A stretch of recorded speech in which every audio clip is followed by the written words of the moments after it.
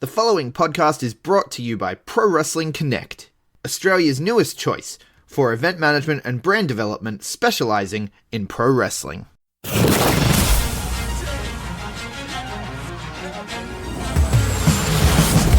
now, the B Plus Wrestling Podcast. Watch global. Support local. It's the B Plus Wrestling Podcast. The Moose. B plus. Check it out! Here we go!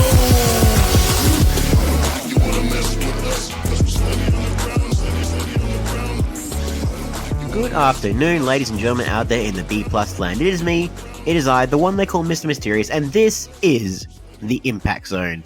It's a very different episode of Impact Zone that we're used to because it's not a very conventional episode of Impact Wrestling that we're covering because it's the aftermath of Impact Wrestling's big Slammiversary 17 show. For my full thoughts on that, go check the archives from last week.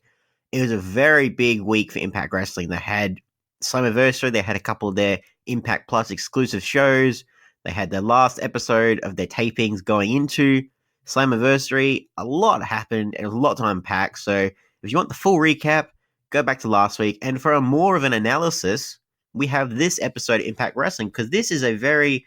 I don't know how much we're going to be talking about this because this is just a pretty much bunch of vignettes before the matches and after the matches of all the different stars who faced off during the night. And it's an interesting retrospective. I actually like this. So Don Callis and Josh Matthews, they are hosting this episode, and then after we have an episode of their vignette, we cut to them in the quote-unquote Impact Wrestling War Room, where they're talking to a member of the Impact backstage staff, like a higher official. You had guys like D'Lo Brown, Petey Williams, Jimmy Jacobs.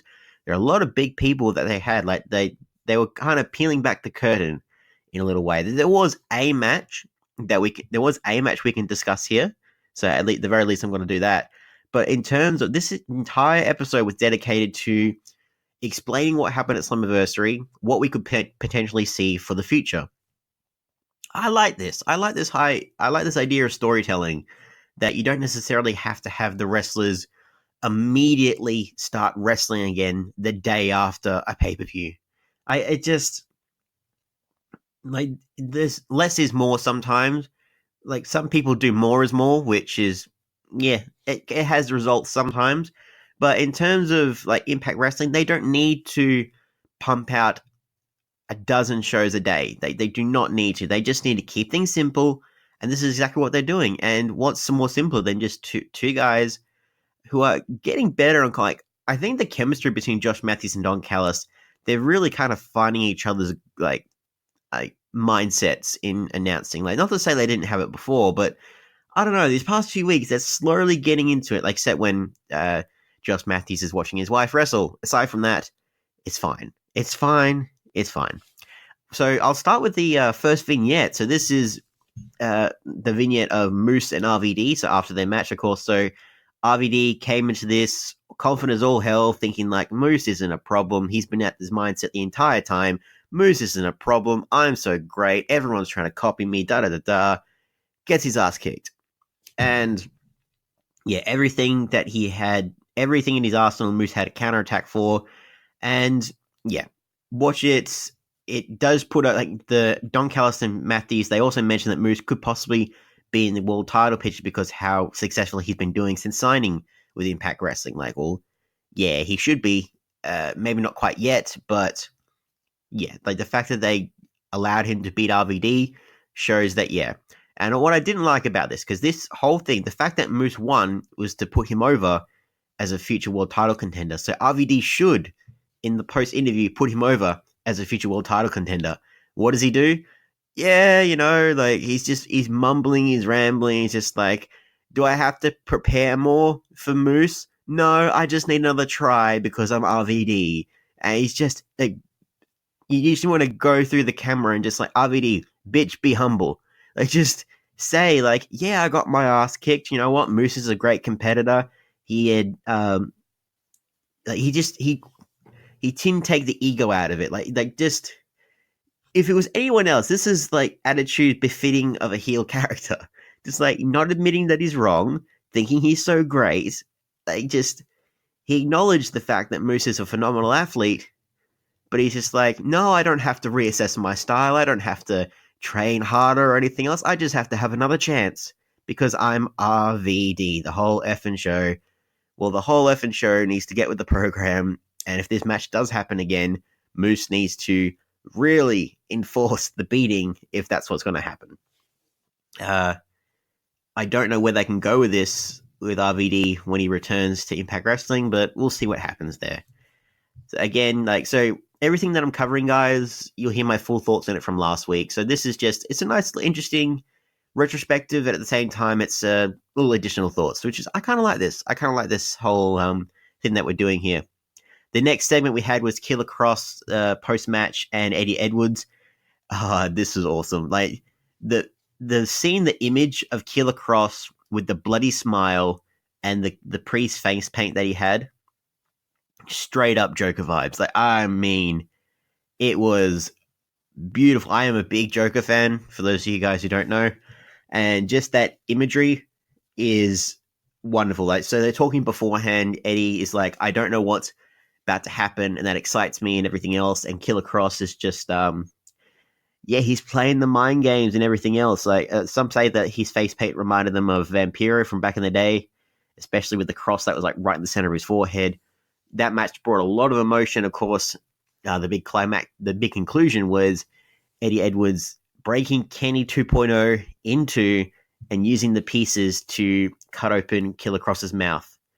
And this whole thing. So Eddie Edwards, after that, like, he's looking at, in the post-match, he's looking at Killer Cross's blood and just like, I like this feeling. I like this feeling of being like this madman, and just like, this is what I live for. Like, so he's becoming unhinged. He has become unhinged, for those of you who didn't have any doubt. And Killer Cross, just like, I could just, you're just like me, pal. He's just like, I knew it from the start. You're a killer too, just like me. It was great. It was great. I love that. Like, Killer Cross did not need to win this match because he, in the end, psychologically, he already won. Like, he brought out the dark side in Eddie Edwards, and they have a lot of room to go with moving forward. I hope they capitalize on it because, when now it's kind of hard to see. I want Killer Cross to continue with Impact Wrestling. I don't know if he will. They left it open.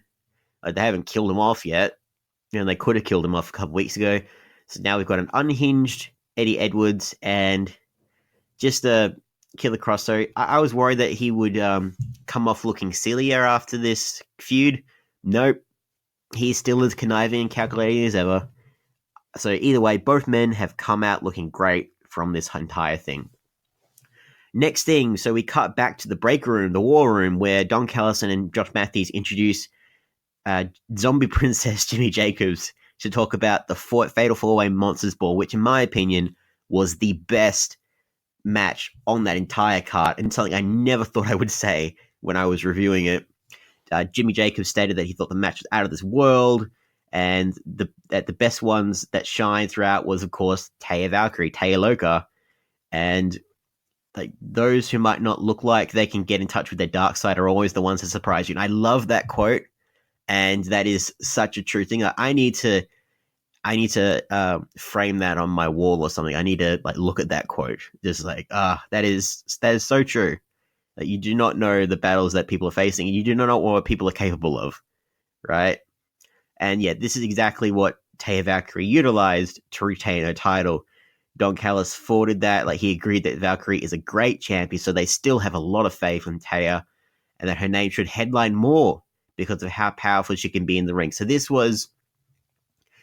might be the start of them trying out more with their knockouts division, like trying to experiment with things more, like the way that the commentary was talking about it. I'm behind this. Like, granted, like, Impact Wrestling does not have a vast wrestling roster, but that means that they have to get creative with how they utilize them. So we have 3 different storylines now. So you have the Knockouts title picture, You have Kira Hogan and Jordan Grace, their whole story. You might have another one now. We'll get into that in a second. And then you have the Undead Realm stuff.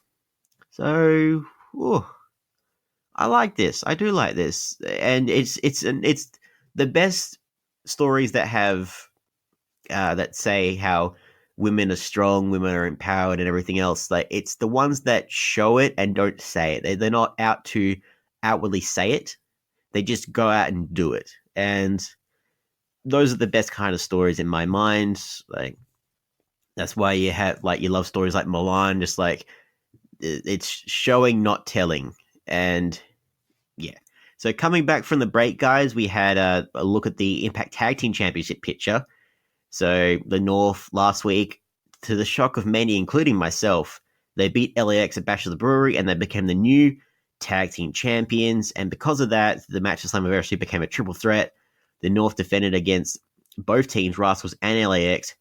So many flips and tricks, and they focused on the fact that Santana is injured again. I don't know if it's the same knee, but I'll keep you guys updated. The North retained their titles. Very convincing fashion. Like, their chemistry, their timing is incredible. And yeah, Impact officials, it showed you LAX walking Santana to the back, and Conan had a message for the North saying that they have idiots luck. They have idiots luck. Dude, Josh Alexander did a moonsault power slam in midair. It ain't idiots luck. The North are just that damn good. And now the company getting behind them. They started defending the belts in, I forget the promotion. They're slowly allowing the two to defend the belts in other indie shows. Yeah. If LAX decide to go into another promotion like Impact Wrestling, not Impact Wrestling, to WWE or to AEW, then this is the story for them to do so. They're saying that they got injured permanently, maybe, I don't know.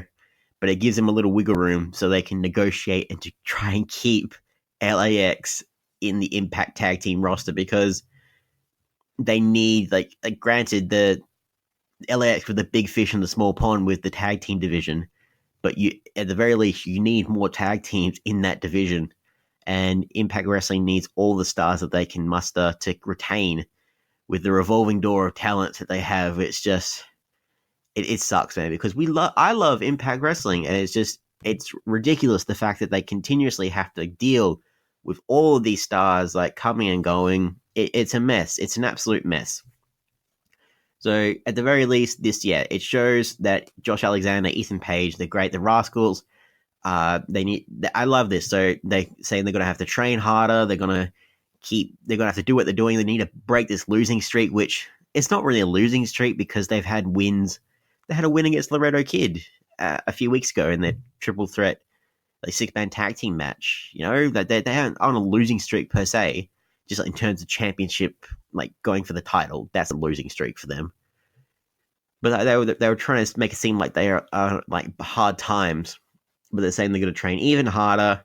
You're going to see the North and the Rascals fight a couple times more.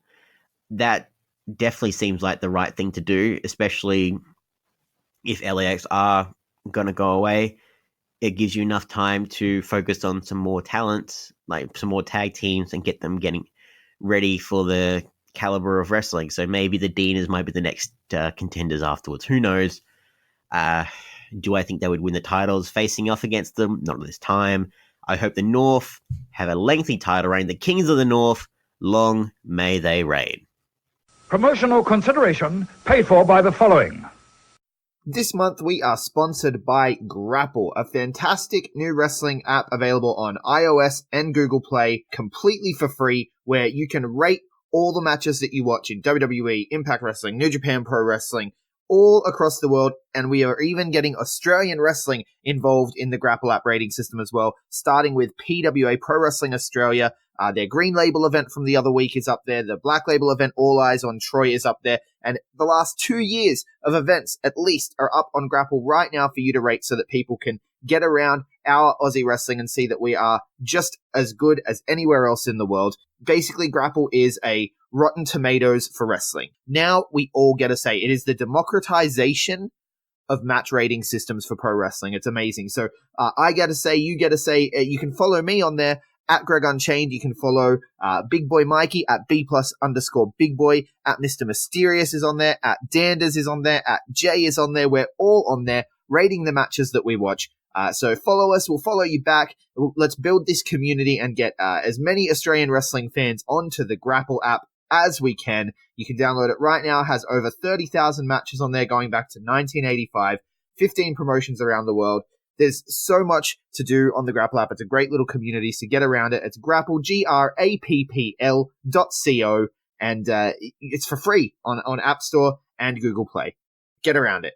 Hey everyone, just want to take a second to tell you about one of our new sponsors, Outbreak Nutrition. Outbreak Nutrition are creating supplements for survival, sharper minds, quicker reflexes, all the energy you need to take your performance to the next level, whether that be on the field, in the gym, on the gaming field. That's right, they have specifically designed gaming supplements as well to help you focus on those late night sessions. They even sell coffee, you guys, at Outbreak Nutrition. You can get coffee pods, you can get coffee beans, you can get supplements for the bedroom as well if you want to enhance your performance there. These are performance enhancing supplements for every aspect of your life, specifically designed by gamers, for gamers, to stay fit and healthy in the gym, to stay sharp and focused on the game, and to dominate in all areas of life. So check out OUTBREAKNutrition.com, and for being a listener of our podcast, they will give you 10% off your order when you enter the code B+. That is BPLUS at checkout. So make sure, if you want to stay on top of your game, if you want to take your performance to the next level, OUTBREAKNutrition.com, enter the code B+ at checkout. Hey guys, just a reminder, if you want to hear all of these wonderful B+ podcast episodes completely ad-free, make sure you head over to Patreon or Podbean, where we are the featured podcast this week. You can subscribe for as little as $1 a month up to $10 a month, where anything you want to help us with, it really helps out. It's going to help us grow the site. It's going to help us redesign some things, and everything that we get through this and through the advertising as well is all going straight back into the podcast so that we can get Aussie Graps out there for the rest of the world to hear about, for the rest of the world to see, so we can grow this mission of watch global, support local, and build indie wrestling. So if you want to be a part of that and get some really cool rewards like call-in shows, bonus episodes, ad-free like I mentioned, then head over to patreon.com/theb+ and subscribe today. Coming back, guys, we had a recap of the big main event of Slammiversary, the intergender phenomenal match between Sami Callihan and Tessa Blanchard. This was incredible. It's a big, the guys were talking to Tommy Dreamer. So before this, they had an Impact Plus recap. So they showed the main event from A Night You Can't Miss, which was Johnny Impact and Michael Elgin versus Tommy Dreamer and the Great Muta. Of course, that was the event where I think a fan spat on Taya Valkyrie, and the fans were not giving the Great Muta his proper respect, but they didn't obviously show that, and they just showed the actual match itself. I love the Impact Plus exclusive shows. The one thing I do not like is the audio, like the production difference. So you'll have the commentaries like either very overpowering, or you can't really hear the wrestling in the ring. It's a lower production show, which is why that's what's happening. And hopefully they can kind of make these Impact Plus shows feel like a bigger deal than what they are, because they're usually collaborations with House of Hardcore or Booker T's promotion. A bunch of Ohio Valley Wrestling, of course, that was another one. I'm hoping that they can do that. So they're talking about this intergender match. It brought out many firsts. The first female competitor in the main event match of an Impact pay-per-view. The first that had an equal rights matchup. They set the bar high. They didn't need to do this, but the match itself wasn't the best on the card, but it was the message behind it that I loved. And it brought out the best in Sami Callihan and Tessa Blanchard. And it looks like they might do it again. They're actually putting over Tessa, saying that you have Josh Matthews and Don Callis saying, is this the end of the story? No, the story is only being written. This is just the start of it. And it feels like they're going to try and do one more match with these two. doesn't have to be right away, but one more match, and maybe Tessa, like they seem to really want Tessa to be this undeniable, no pun intended, threat to the Impact roster.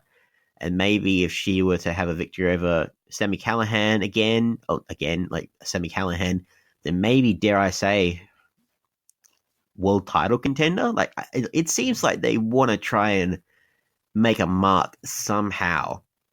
And if they're gonna go that route, this is the right way to go about it. Just slowly getting swing of it. And obviously, she have to earn a number one contendership, but I feel like this is what they're slowly working towards.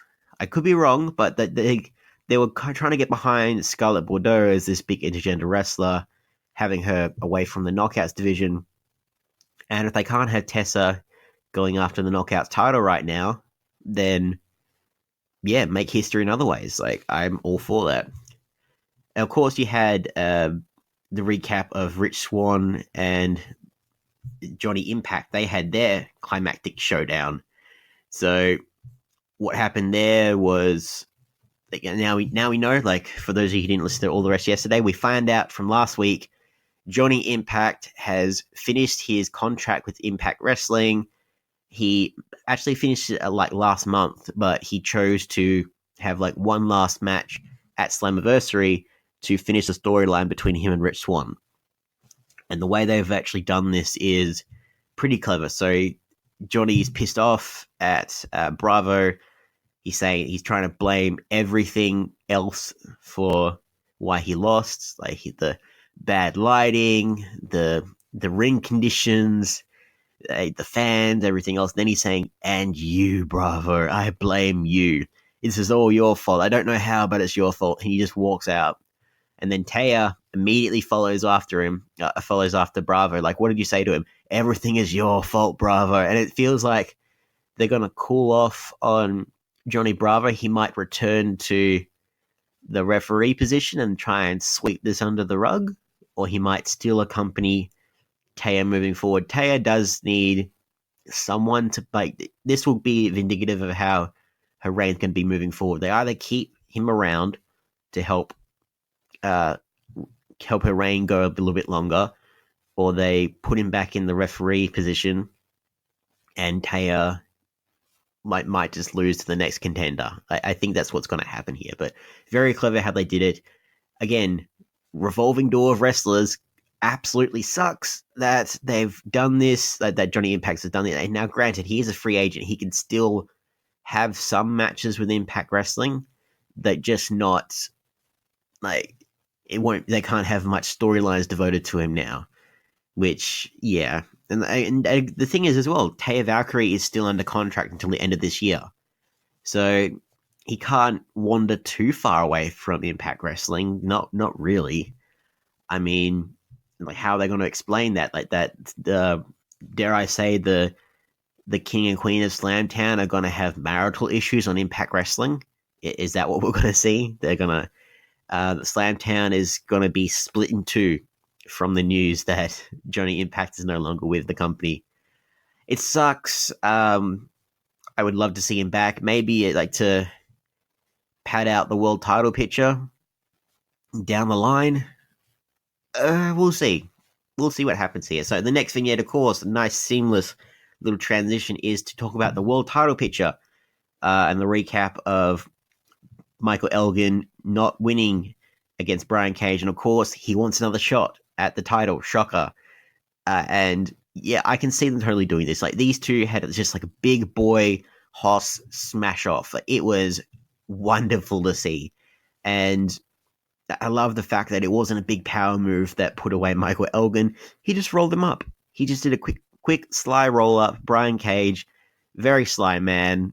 Yeah, he didn't need to, like, because they were just battering the shit out of each other. And if you can't break Michael Elgin, you outsmart him. And he definitely outsmarted him. It was very clever. As for the masked figure, and I talked about this on All the Rest yesterday, so I do apologize if I am repeating myself. But when they aired the vignette of this masked figure, quote unquote, spearing Michael Elgin, you hear Josh Matthews go, "Spit, Spear. He wants to say gore, but he says spear because those thick thighs gave away that it is the former NWA World Champion Rhino. And the news that he is part of Impact Wrestling is a fascinating one because he's technically still under contract with WWE for another couple days. So, but because he has not shown his face, and probably because he had a chat to WWE management and just said, look, my contract's only up, I'm not going to renew it. I don't care how much money you throw at me, and I want to wrestle, and it's not with All Elite Wrestling. Just, yeah. They probably kind of realized, like, oh, it's with Impact. Like, they don't... The war between Impact and WWE has long been over. Like, maybe it was with TNA, like that kind of attempt. But now, like, with the fact that the company has gone through so many changes, and, like, they've got to still go through another change, apparently, when they start doing the next tapings of Impact Wrestling. They're going through another change, like the layout. I think we've got some more yellow ropes moving forward. Like, the logo's different. The feel of it, like, Impact is constantly evolving, constantly adapting and trying to reinvent itself. And I love that about it because it has to constantly change because all the stars keep going back and forth. But yeah, they talk about the masked figure. Who is that masked man? And Brian Cage just like, doesn't matter, karma's a bitch, Michael Elgin. Like, that's pretty clever. And Don Callis and Josh Matthews, they're just like, oh, the smart marks already figured out who it is. Clearly, they're always right. So that's all they're going to say on the subject until shock and horror. It's Rhino the whole time. Dun, dun, dun. It just, yeah, that's what's going to happen there. And so we've gone through all of these different matches from Slammiversary, and then we have a main event for the episode. Main event is the one match on the Aftermath show, but it's a triple threat, so it might have been on the pre-show Slammiversary. Jordan Grace versus Kiera Hogan versus Madison Rayne. This is your triple threat main event, and this, from start to finish, Kiera Hogan got into Grace's face. She was, like, no pun intended, but she was on fire. Like, they really, I don't know if she's been training more or she's just been given the opportunity now, but she's really showing her ability in the ring and showing that when she fires up, she can contend with Jordan Grace. Like, surprisingly, like, Jordan Grace was like power slamming Kiera constantly, right? And she no-sold all of her slams, got angrier and angrier. It was amazing to see, like, that if they're slowly developing, if they're slowly strengthening Kiera Hogan as a wrestler, this is the great way to do it. Because, like, if you asked me a month ago, I wouldn't have thought anything about Kiera Hogan as a wrestler, as an athlete. And now, like, from these past couple of weeks, yeah, she's definitely proving herself. Like, she's got a pretty straightforward finisher. It's like a swinging neck breaker, like a suplex swinging neck breaker. It's great. It's great. And Madison Rayne, yeah, she has, like, a lot of the timing between all these guys, where it was Kiera Hogan tripped Madison Rayne to do a stunner on Jordan Grace, and then she did a super kick onto Madison Rayne. Like, the transitional moves in here was great. One of my favorites from Jordan was the fact that she did a suplex, like, she did a bridging pinfall, and then she suplexed Madison Rayne. So she did a bridging suplex, a bridging pinfall into a suplex. So she pinned both women at the same time. It was glorious, for lack of a better word. It was amazing. And yeah, the big thing from all this, so all three women, like, Rayne was throwing sidearm hits to both Hogan and Grace. Hogan again goes for Grace while she's down. Grace gets up and picks up Hogan to put her down on the mat. Rayne drags Grace and does a double stop. She didn't really connect with all of it, but the commentary kind of talked about it. Like, they downplayed it. Rayne's on her feet. Hogan sneaks up from behind, but Rayne gets thrown out of the ring. Hogan and Grace are now the two women in the ring, again, trying to fire up and defeat Thick Mama Pump, but Jordan Grace cannot be denied because she does the Grace driver on Kiera Hogan. 1, 2, 3. Jordan Grace is the winner. But that's not the most interesting thing from all of this. So after the match, Madison Rayne, clearly not happy with the loss. She shakes Jordan's hand, and it looked like she was about to attack her right then and there, but it was like maybe it was the timing that was off. But then the moment Jordan Grace turned her back, that's when she attacked. That's when Madison Rayne attacked. Hogan decided to help, so it was a 2-on-1 assault, and it was a nice little maybe Kira has found a new friend in Madison Rayne. And let me just say, Madison Rayne works far, far better as a heel than a babyface.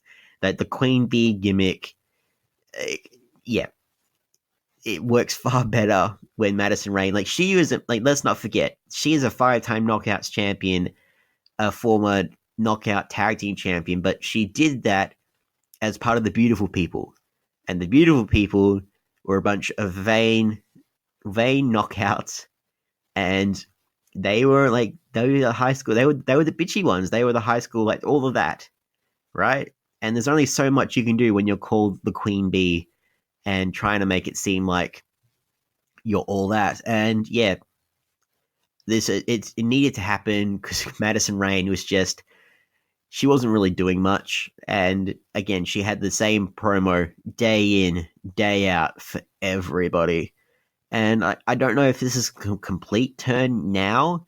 I think it's like, and it, again, Kira Hogan's thing is that she doesn't have friends and that everyone's out for themselves. So maybe it's just like a temporary truce, like temporary alliance with Madison Rayne, but you never know what might happen with that. And that was Impact Wrestling for this week. So Impact Wrestling aren't done making headlines, aren't done making news. So they have their mashup tag team tournament going through, like for Fallout. That's actually happening at the time I'm talking to you guys. So Fallout has this big mashup tournament where they're going to mash up all the different stars to face off against each other.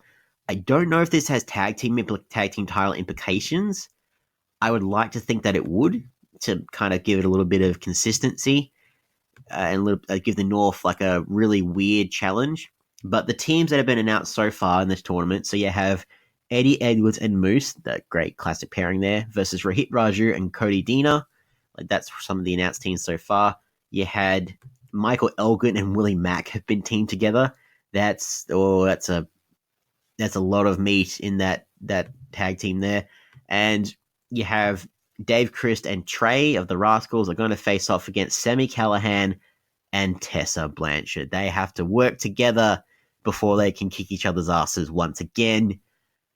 I'm excited. I'm very excited for this. Like, I would happily wait to talk about this. I'll happily talk about this next week, guys, because there's a lot of wrestling this Sunday. I don't know if you know about this thing called Fight for the Fallen, about Evolve's 10th anniversary, the G1's going on. Impact is chugging along. They have their own shows, but the wrestling world does not stop and will probably never stop. It doesn't have an off day. That's what you learn about when you cover everything in professional wrestling. It doesn't have an off day. You have to always be on your game and try and combat it as it comes. And that was Impact, ladies and gentlemen. If you want to follow me, you can follow me on all the socials at Mr Myster1ous with 107i, Facebook, Instagram, Twitter, YouTube, and Grapple. Hit me up. We'll have a chat about what you thought about the aftermath and this style of storytelling for Impact Wrestling. If you want to follow us here collectively at the B+, because we're a great bunch, if I do say so myself, we are at the B+ Wrestle on Twitter because wrestling wouldn't fit, and the B+ Wrestling everywhere else.